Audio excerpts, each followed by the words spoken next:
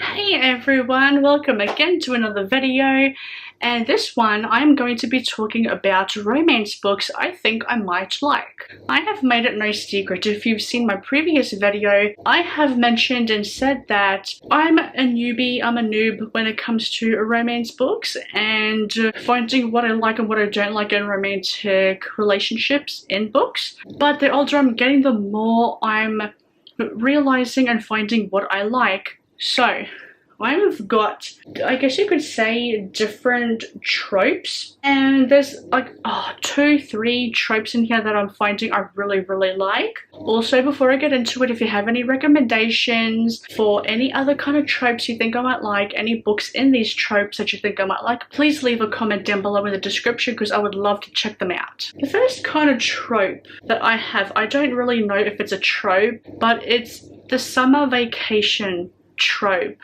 I don't, like I said, I don't know if it's a trope, but to me it's a trope because it sounds tropey. I have read 2 previous books that have this kind of summer relationship where a romance is really taken off on a summer vacation. The first one is The Unhoneymooners by Christina Lauren. The second one is You and Me on Vacation by Emily Henry. You and Me on Vacation is the most recent one I have read.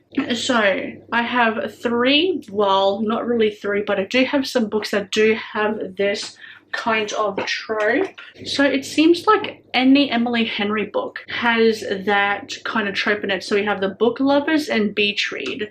They kind of seem to have that kind of summer vacation, summer holiday romance kind of happening between the 2 characters. Then we have The Layover by Lacey Walden.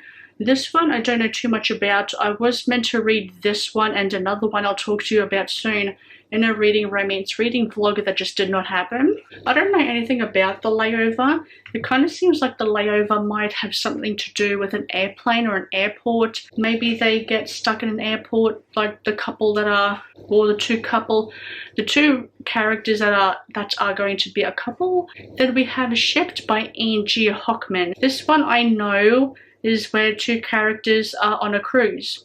I don't know what happens after, but I do know it is like a romance that happens on a cruise and like a summer vacation kind of thing. We then have Enemies to Lovers. The Enemies to Lovers, I find, like this trope, I find a lot in fantasy romance. I've tried to split up the Enemies and Lovers and fantasy romance into 2 categories, right? But it's a bit difficult because it seems like every fantasy romance book has an Enemies to Lovers trope in it.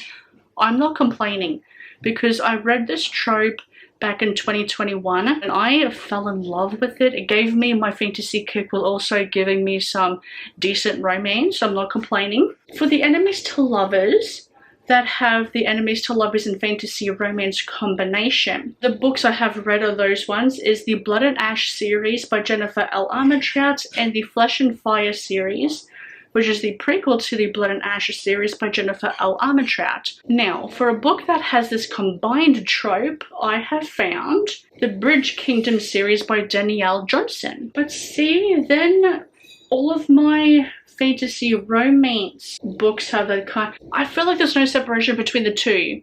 I'll get to the fantasy romance and then I'll talk to you about it. But I think I may have found one book, one just normal contemporary romance book that has the Enemies to Lovers trope. That is Flawless by Elsie Silver, and it is also a small town romance as well. It kind of seems like you have to read the romance book to find if it has that trope that you like or not, because Flawless was the only one I could find at this present moment. I think the other one I'm thinking of is, oh my gosh, what is it that, oh my gosh, oh yes, The Things We Never Got Over by Lucy Score. I think that one is an Enemies to Lovers as well, and that's a small town one as well, I'm pretty sure. So there is. I just need to do my research a little bit better.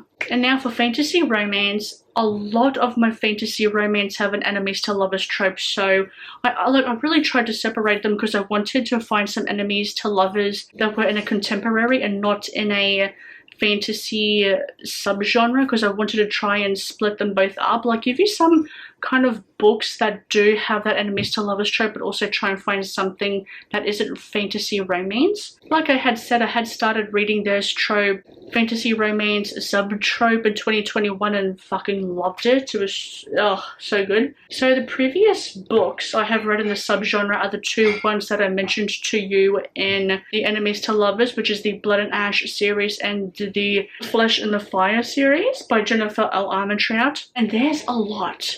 There's a lot of books that have this fantasy romance subgenre that I'm very, very interested in. We have the ACOTAR series by Sarah J. Maas. I want to read all of her Throne of Glass books before I get into this one, but I do think that any book by Sarah J. Maas will fit into this fantasy romance subgenre. We then have the Plated Prisoner series by Raven Kennedy. I've heard a lot of good things about that one. Scarlett St. Clair books. She has her Hades and Persephone retelling, and then there's this vampire fantasy romance one that I'm very interested in reading as well. And Laura Thalassa books, she has the Bargainer series and the Four Horsemen Quartet as well that I've heard pretty decent things about. The Serpent and the Wings of Night by Carissa Broadbent. This one I found out just recently, and it's really starting to become very hyped. I don't know too much about it. I think it has vampires and fae.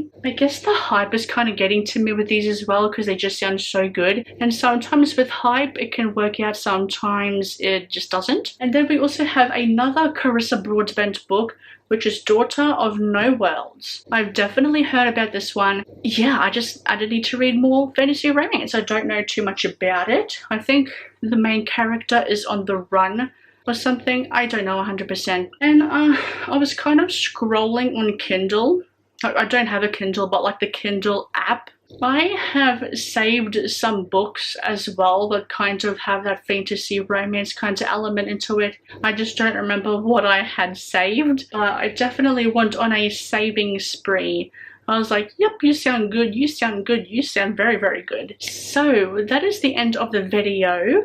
And as you can tell, I am still a bit of a newbie. I don't really have too many recommendations. I don't want to say recommendations, but I don't have too many books that are in the enemies to lovers, because a lot of them are in the fantasy romance subgenre, and I wanted to kind of split the two up. And I didn't want them to be like the same.